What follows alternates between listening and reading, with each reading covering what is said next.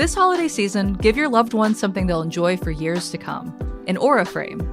It's a gorgeous digital photo frame that you can preload with photos. For a limited time, save on the perfect gift by visiting auraframes.com to get $35 off Aura's best-selling Carver matte frames, named #1 by Wirecutter, by using promo code CityCast at checkout. That's auraframes.com, promo code CityCast. This deal is exclusive to listeners and frames sell out fast, so order yours now to get it in time for the holidays. And support the show by mentioning us at checkout. Terms and conditions apply.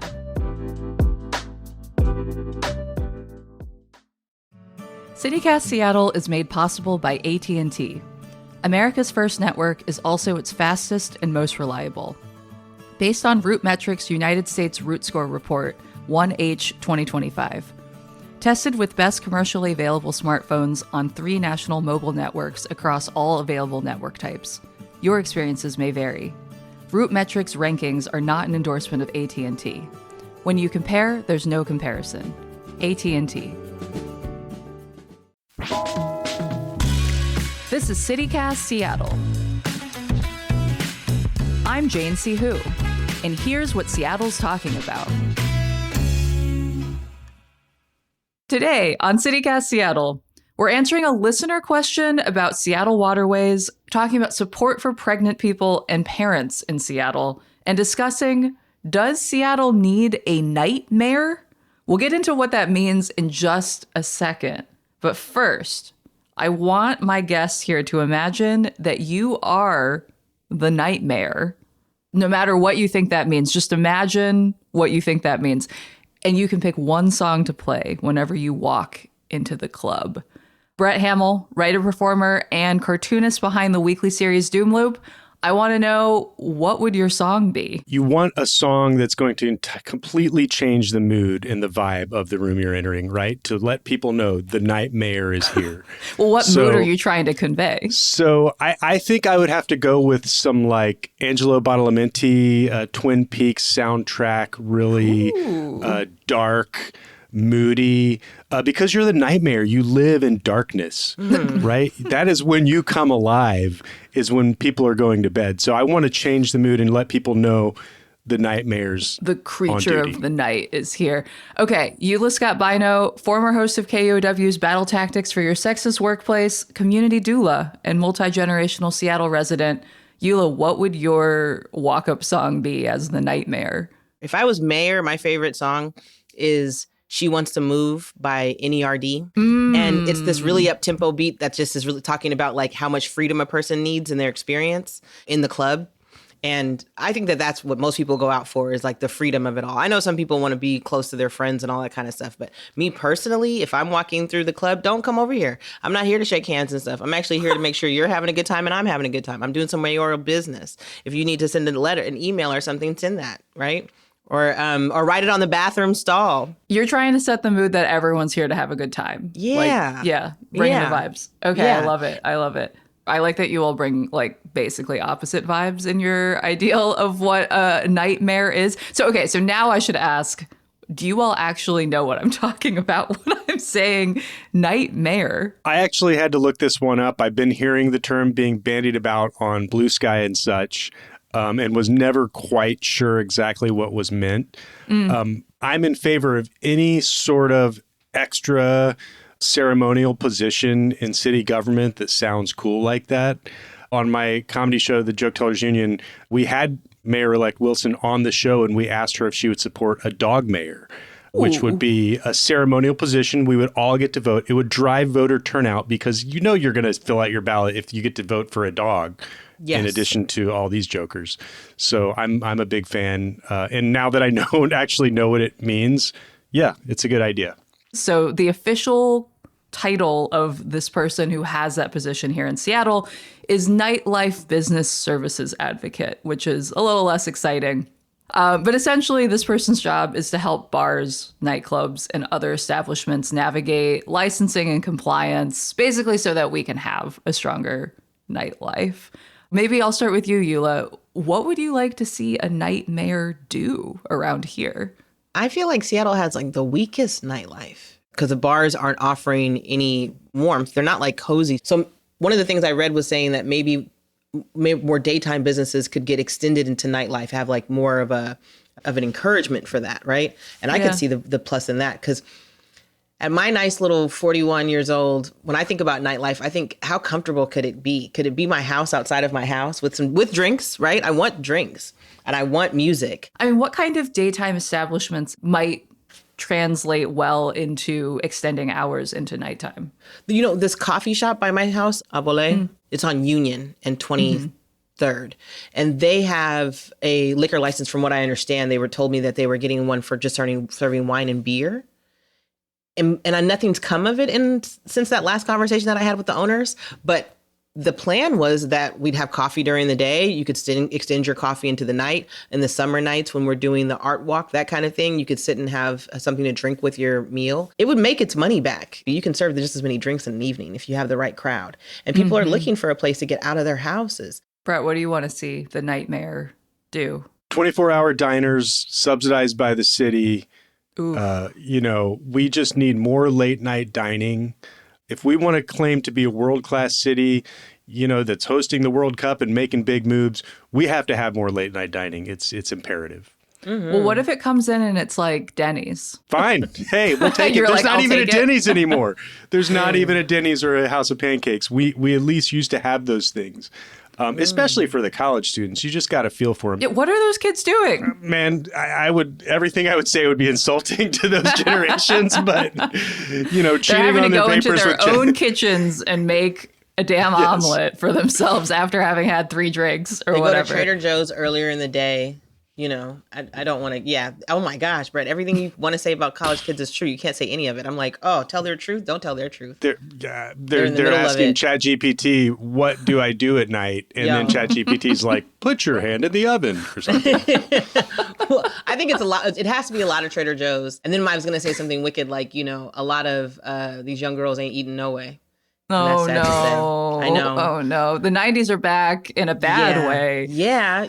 And then I guess, you know, the fellas, Jack in the Box is closed out there at 2 now. And the Safeway's bigger, though. Okay, so what made me think of this is Erica Barnett and Josh Feit just wrote this 14-point plan for incoming Mayor Katie Wilson in Publicola.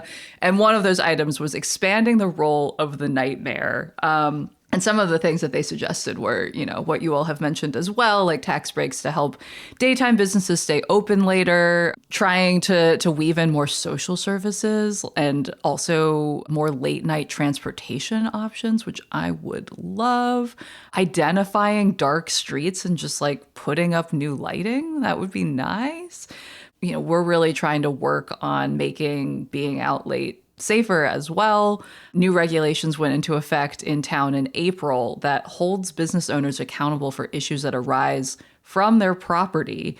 I mean, currently in our city, you can't serve liquor after 2 a.m., but there are places that have extended their licenses to stay open, but, you know, they just stopped serving liquor.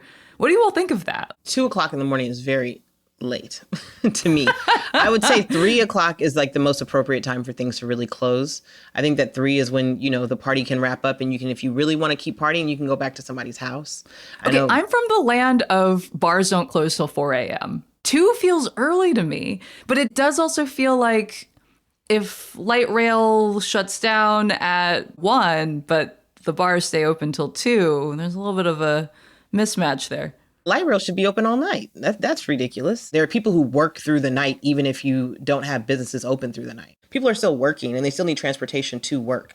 I used to work at Dick's. When you work at Dick's, you're required to close one of the nights, Friday or Saturday, right? And there was this girl who was hired and she wants the job. She's there present every day, but she has no transportation home. I know multiple staff, actually, when I think about that, who would have no transportation home at 2:15 in the morning, right? And it was this weird thing of like, I'm now giving them rides. I'm a 19-year-old kid, but I'm giving them rides because I don't want these adults to have to figure out how to get home or be on a bus for 3 more hours. But yeah, transportation should be allotted for everyone throughout the night. It sounds like the nightmare has quite a bit of work ahead potentially, but I'm all for, trying to make our nightlife a little bit more vibrant. It's an uphill climb. I think that this city, especially with the housing costs, like this is skewing towards being an older city with less young people wilding out everywhere. So even coffee shops are closing at like 5 p.m. or something. I'm like, hey, I could still have a cup of coffee. And so all of those businesses started to close earlier during COVID, and we're barely starting to see it shift back. Mm-hmm. Yes. So yeah, good luck. Yeah, good luck. Night mayor. Night mayor. Night mayor. I gotta enunciate. We just gotta say mayor. No one's gonna say it that way, though. No one's gonna say the it night that way. mayor is here. Mm-hmm. How about the evening champion of fun? We're rooting for you, and we look forward to your great work. Truly. And let's leave it there for now. And when we come back, we'll talk about parenting here in Washington.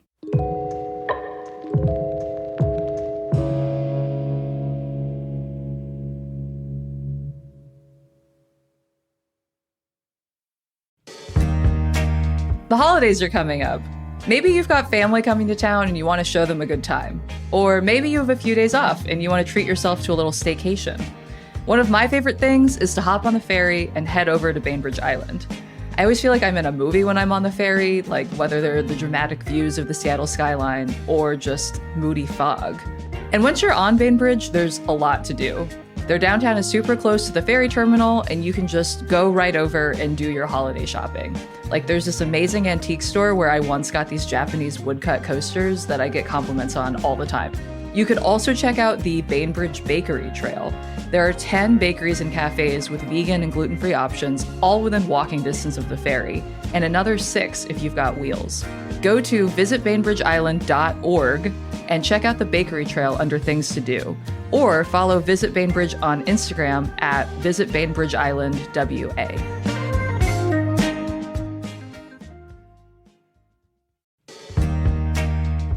It's apple season here in Washington, and there's no better time to go check out Seattle Cider Company, which uses fresh-pressed Washington apples, never from concentrate, in their ciders.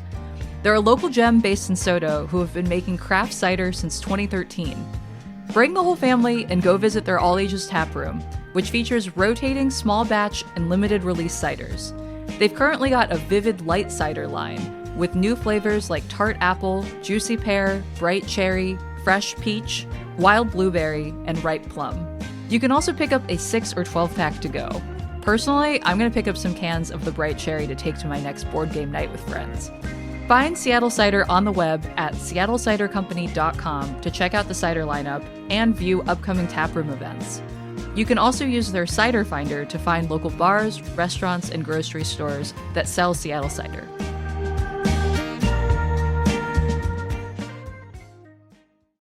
So the Washington Department of Health just released numbers from 2021 to 2022 showing that maternal mortality rates have increased in those 2 years compared to 2020. So in those 2 years, 51 people died, and 82% of those were from preventable causes, according to the department. Things like accidental overdose or COVID or suicide.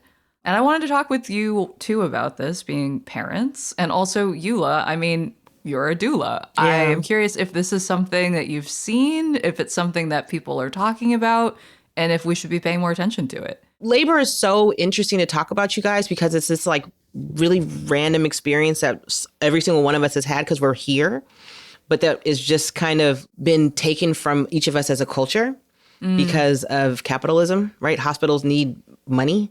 And because of that, they figured out and campaigned like aggressively in the early 1900s to end our relationship with labor in our homes and to funnel people into a business. Because, you know, I gave birth to both of my sons upstairs.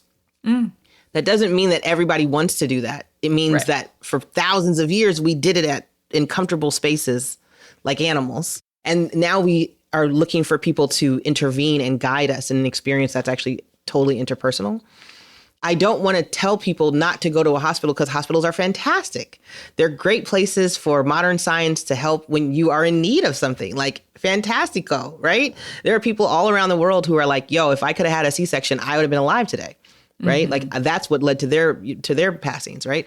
So we're blessed to have this science. But on the flip side of that, the hardest thing to try to explain to people in my line of work is that it's about your own relationship with your own body and trusting yourself, and then the more you trust yourself, the less likely you are to have intervention. Now, a lot of these situations are you need intervention, right? So these women that we're talking about are most likely like suffering from hypertension, like which is like high blood pressure caused by labor. Sometimes that can happen like even once you've gone home and been sent all the way back to the house. I know a woman who was sent back into the hospital for surgeries, leaving her brand newborn baby at home with parent, not all at once. It wasn't just like she stayed at the hospital, had that experience. Women are sent home in labor when they should be kind of funneled into another warm, cozy space. Monitored, yeah. Yeah. And it's just about how to do your job, though. The person on the other side is my point. The person on the other side went to college, got a bunch of degrees to get a job and make some money. They love women in labor, most likely. I think that they're probably on like a scale of 1 to 10. They probably really like what they were signing up for at first, like probably a 10. But then it became a job. It became hard work and something that you had to manipulate to make it feel like you were purposeful in your day and also to keep the bucks rolling in, because you can't just let a woman show up super early in labor and just let her chill for 2 to 3 days. And on the flip side, my second son was born in 5 hours. Right. So if you need to let me in, if I'm just 2 to 3 centimeters dilated, the baby's coming today. This is my second child. You know, studies show that if your second child comes much faster than your first, but it's also about comfort and your body knowing what it's done before, doing it all over again. Yeah. Yeah.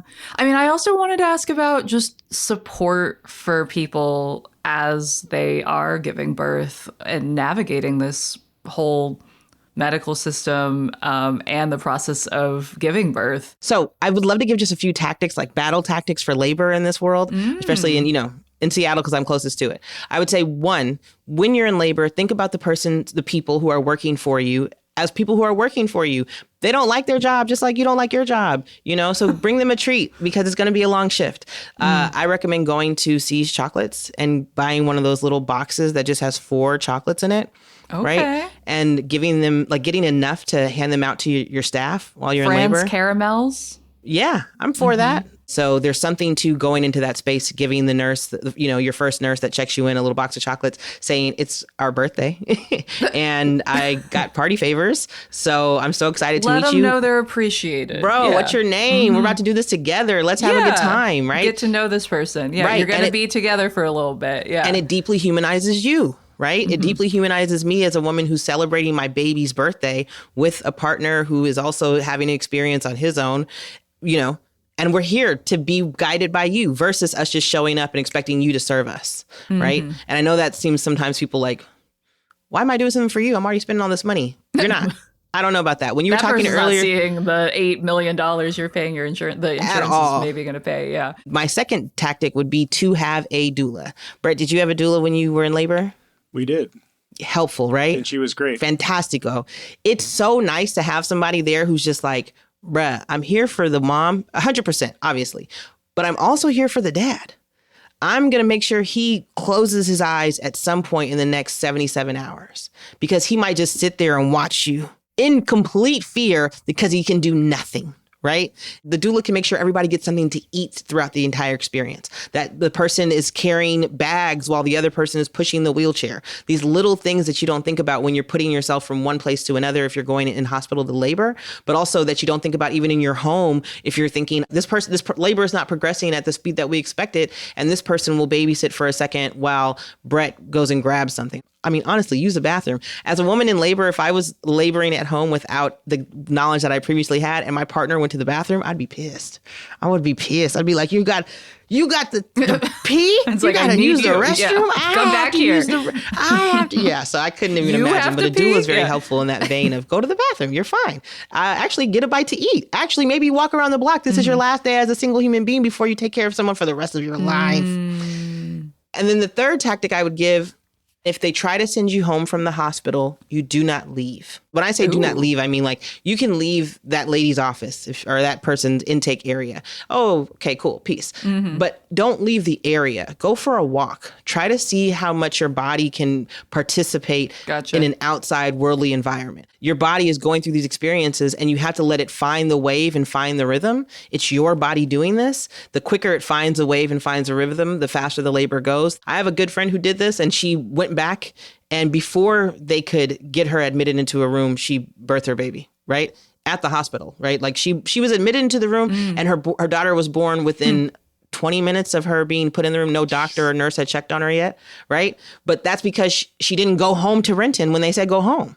Why would I go home to Renton when I'm already up on Broadway? Instead, she walked across the street, walked around a little bit, went back in. But if you're birthing at, at Bellevue, Swedish, it's a great area to walk around. Everywhere in Washington has a cute park next door. Everywhere has a cute park next door. Don't go home. Yeah. All right. Yeah. Don't leave. Just walk around, see how you feel. Who knows? It could happen in 20 minutes. Yeah. I'm sure there are lots of people who would be like, please. If it's 2 hours walking around there, that's still better than going home, getting all cozy, lying to yourself that you're not going to be in labor and get back in the car and come back here in 15 minutes, But what were you saying, Brett? Sorry. That was not we didn't have a 20-minute one. We had like a 16-hour one. That's normal. First babies take forever. The too big object come out of small object. Thank you, Eula. That's really helpful to have like a few like tips you can use for folks who might not have had this experience before. But let's take a break and move on to our mailbag question.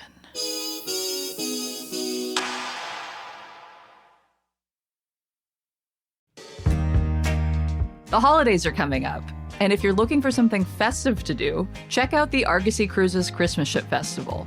You'll sail aboard the Spirit of Seattle with hundreds of twinkly lights as she visits 40 waterfront communities across Puget Sound.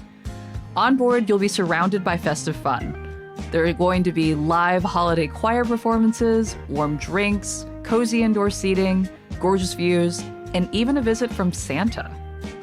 With departure locations in downtown Seattle, Kirkland, Renton, Ballard, Leschi, Edmonds, South Lake Union, and Tacoma, there's a sailing for everyone.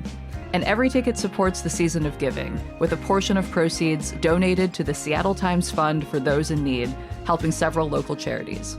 Make some new holiday memories and book your Christmas ship cruise at argosycruises.com. All right, so today we are answering a question from a listener named Luke who wrote in to ask us the following. Can you swim in Lake Union? It looks romantic with the skyline in the back, but I don't know about the weekly swim club that jumps into the lake on Friday mornings. Isn't there a sign that literally says the lake bed is polluted? Great question, Luke. Thank you for asking. So I want to kick this off by asking, Brett, have you gone swimming in Lake Union? Yes, once before I knew any better. I would not do it now. Don't do it.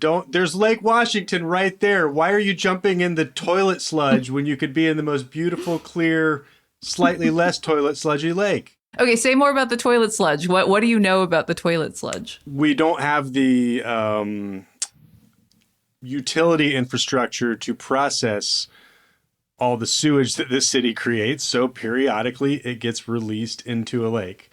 And they've sort of built that into how we understand our waterways. So unfortunately, I'm a big time Lake Washington swimmer in the summertime. So unfortunately, I do have to look at the bacteria webpage regularly to be like, is it a swim day or is it there's poop in the water day? Is there a not swim day? Yeah. Eula, have you swam in Lake Union before? I don't think so. And I've lived here my whole life. So I'm like, there has to have been a time. But if my parents read what Brett just said, then there's no way they would have let me in. They would have known better. Yeah. Yes. I wasn't surrounded by people who knew any better. And so we were all like, no, understandably. So the question is, can you swim in Lake Union? No. I mean, sure. Like, no one's going to stop do you. it. But like Brett said, it definitely is not the cleanest place to swim. So as you all likely already know, Gasworks is, as the name would suggest, a former coal and oil plant. And the sediment around Lake Union is contaminated with arsenic and something called polycyclic aromatic hydrocarbons. It's a group of 100 chemicals that come from the incomplete burning of coal and oil. It's not great for you. I feel like in the grand scheme of things, if you're swimming in the side of Lake Union that isn't right next to Gasworks, maybe it's slightly less contaminated, but It's all connected. No, these waters look dirty. That's the thing. Just look at it. And if it looks dirty, don't get in. If you can't see through it, if it's not clear like a bath, don't do it. Because you don't know what it is. And the water used to be clear. It could be just muddy sediment. No, but it used to be really clear. Like if you went to Lake Washington, it used to be very clear. This has been, this is all new. Right? Like waters used to be pristine all over this place. And now it's all kind of murky and mucky. And we don't have any cleaning system. That's what throws me off too, that there's no big plan for how we're going to make these, enjoyable waters. I was watching something about like Switzerland the other day where it was like, they have these clean waters where people could just hop in. I was like, what? We used to. I swam in the lake, but I sent you guys a picture of my son in after he went swimming in Lake Washington last summer. And they said it was an allergic reaction to something. And that picture was wild, isn't it? He was covered and stuff, and he had to put cortisone cream all over, and he was fine after a couple of days. But I just don't trust it. I don't trust it at all, and that makes me sad because I love to swim. Yeah, I mean, Lake Washington in the summer, Brett, you were mentioning the bacteria reports. I do feel like the area does a nice job of trying to give consumer alerts for when the water is and is not safe to be swimming in. They do a lot of good testing. I've also heard that you should not swim after heavy rain because there's runoff that has pollution in it that can come into the waterways. But all of that is to say, you probably can swim in Lake Union, and obviously people do. I don't know that I personally would. Don't do it, Luke. Especially... Don't do it, Luke. As a mother and a Seattleite, I'm going to tell you, don't do it. Nobody needs you to be sick out here, spreading your germs all over, and, having a runny nose all day that just gets everywhere because it's just full of the muck. Don't do it. I mean, what about the other question I feel like I get a lot just from friends when we're talking about swimming in any body of water around here is like, what about Green Lake? No. Again, none of these waters are clean. Why don't they clean them? I like that all of you are like, no, absolutely Green Lake is not. shallow. It's full of goose poop.